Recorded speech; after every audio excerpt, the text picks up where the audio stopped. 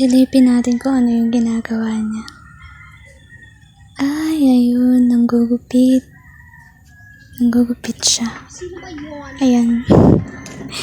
Akin na ang kape mo. Akin na lang to. Silipin ko siya sa labas. Ayan, palabas na tayo. Ang kape mo. Malamig na.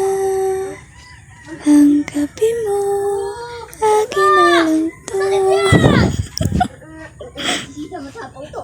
Malamig na yung kape. Ayaw niya kasi ng malamig na kape. Gusto niya yung mainit.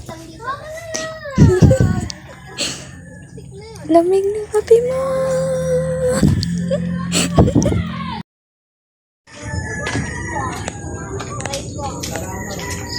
Hala.